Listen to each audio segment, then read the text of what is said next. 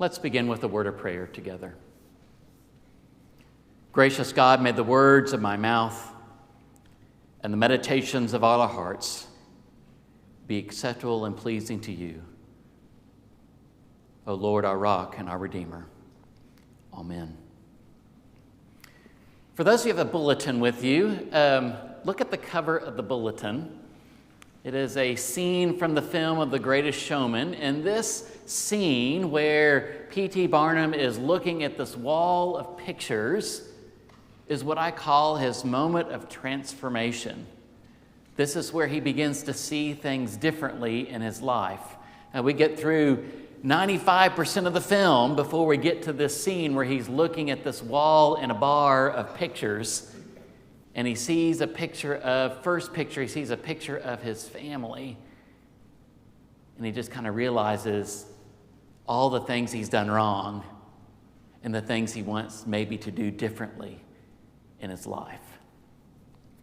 We all have moments in our lives when we have kind of a realization that the life I was living and the life I have now are maybe at a crossroads with one another. We sometimes imagine a life for ourselves. I remember clearly, it wasn't too far into ministry, I was doing premarital counseling with a couple before they were married, and usually do 3 or 4 sessions with a couple, and my goal is not to determine their fitness of whether they're going to be, for me to do the ceremony. It's really to kind of give them tools and equip the couple with tools to be able to live their life together going forward.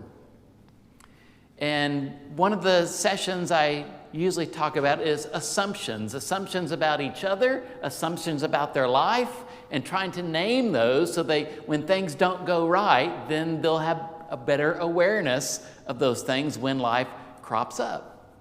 And began talking to this couple of what they imagine their life to be looking like in the future. And by this age, we're going to have 2 kids, and then I might have a job here. And one of them wanted to get in politics. He was going to be working in politics. He was going to be in state government by this age, and had this whole plan mapped out. And I said, well, what if some of those things don't happen? Well, it will happen. We know it's going to happen. It's kind of like love conquers all. I mean, it's one of those things that you have this imagine, there's no way that my dream is going to fall flat on its face. I'm going to do whatever I want to do, and nothing's going to deter me from that. But we know in life that life happens, and the course of our life and the trajectory of our life changes on a dime. Sometimes it happens in a doctor's office when the doctor comes back with the results and saying, the test results were positive. And whatever life trajectory you had at that moment have been radically altered in that moment. Or you're at your cubicle at the office and your manager or boss comes over to you and says, we're no longer in need of your services. You need to clean out your desk and be done by the end of the day. I mean, whatever life trajectory, imaginations, dreams, future vacations have been radically changed in that moment. When you watch a person you've loved a lifetime take their last breath and they pass.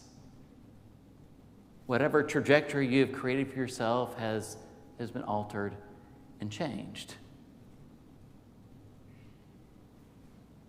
Kate Bowler talks about change in our life.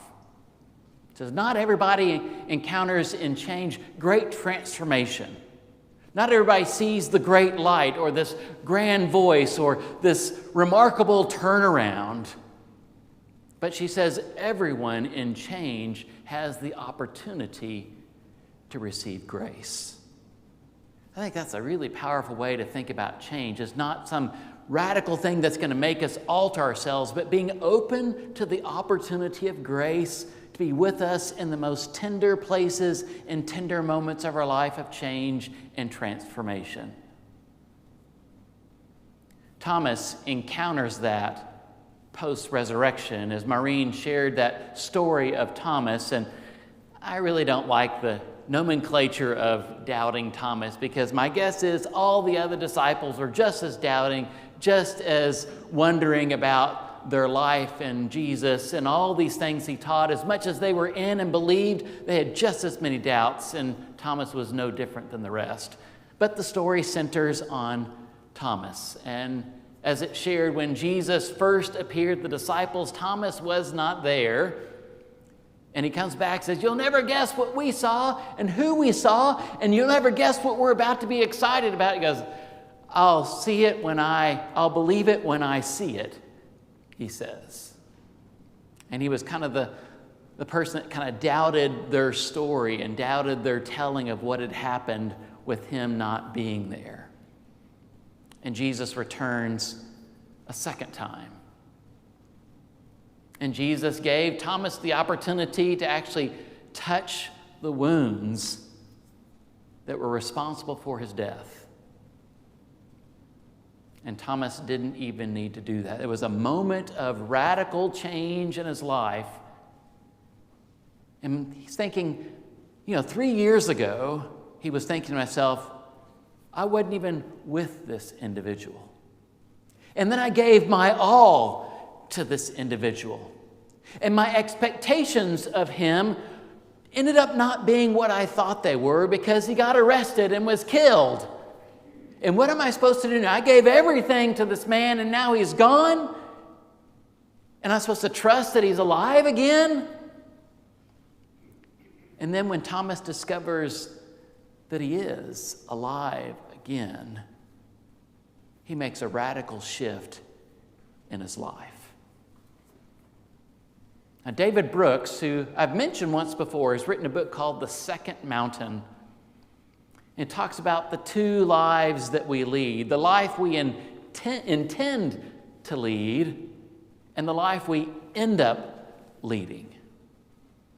He said when we go up the first mountain, the first kind of intention of our life, we have ambition and we have strategy, and we do so in an individualistic way. We have this idea in our mind, I'm going to do this, I'm going to accomplish this, I'm going to be this, I'm going to work and enable myself to do these things in my life.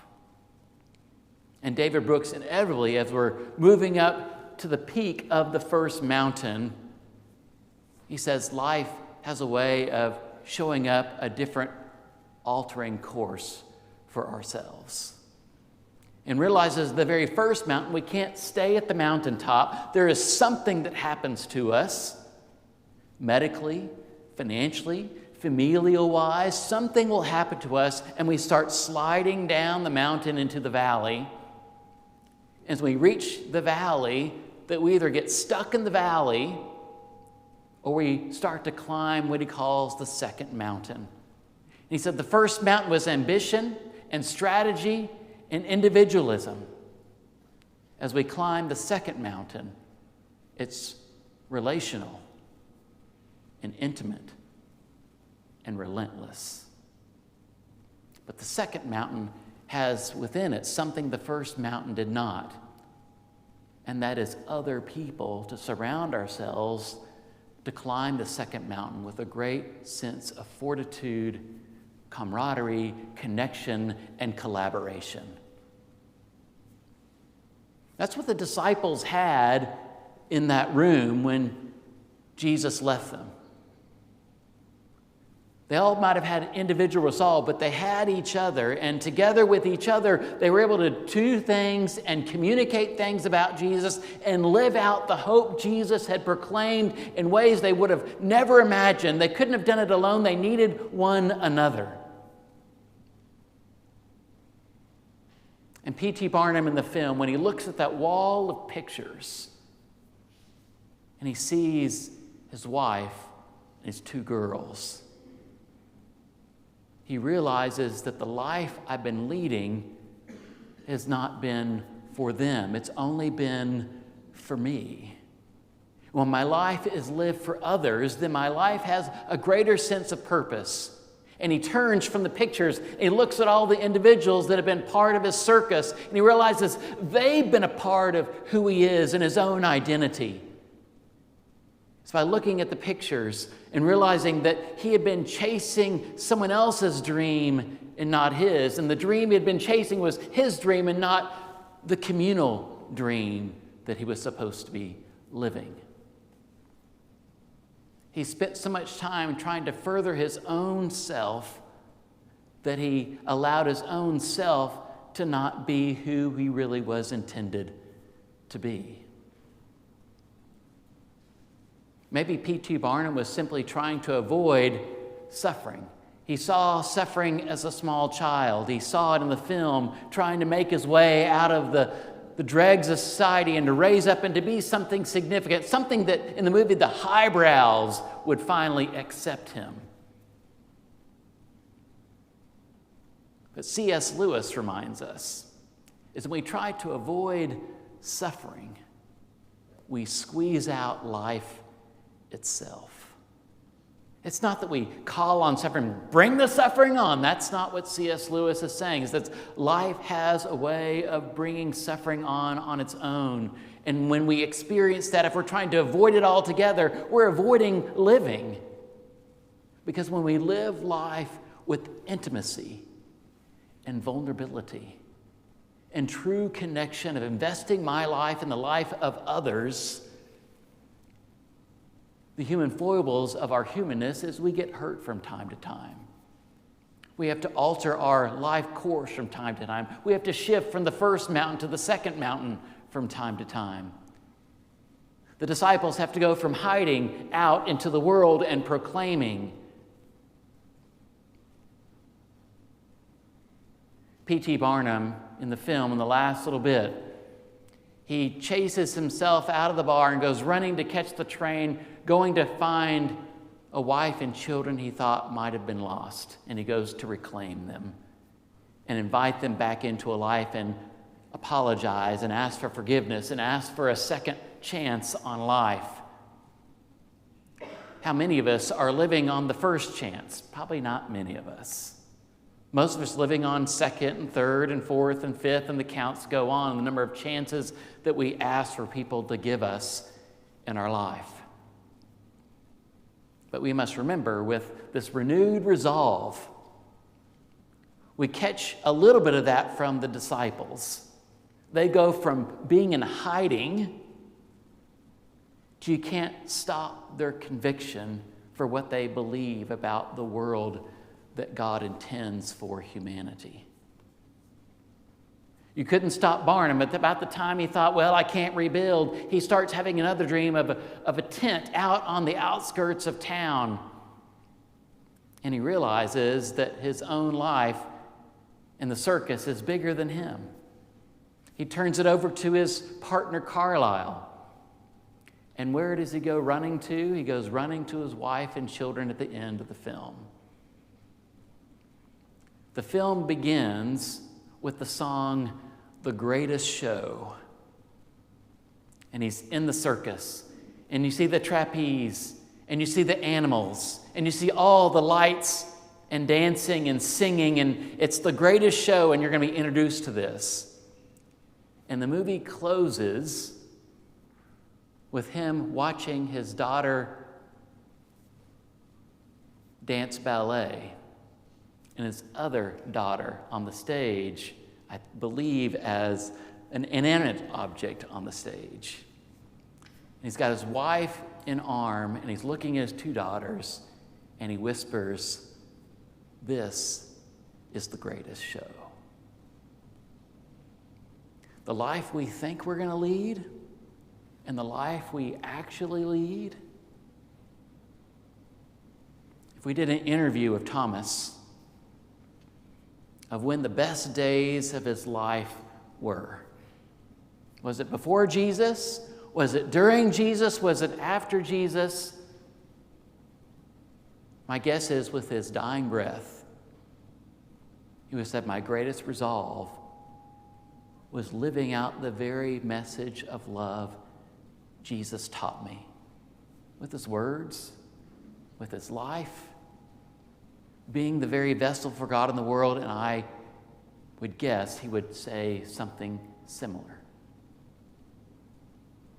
So we can either let the travails of life take us down to the valley, and we can feel sorry for ourselves and struggle, and we have every right to be in the valleys of life because I do not want to underestimate the power of the challenges that life brings to people. But out of the valleys, we have opportunity, as Bowler says, to receive grace. We have opportunity to envision and dream something differently. And may our dreams be big enough, may our resolve be large enough to recognize that we need everybody in the space, we need everybody in God's family to do this together. As we hear in the song, from now on, this will be my conviction. From now on, this will be my faith. From now on, this is how I will love. From now on, this is how grace will wrap me and invite me to live. From now on, may it be so.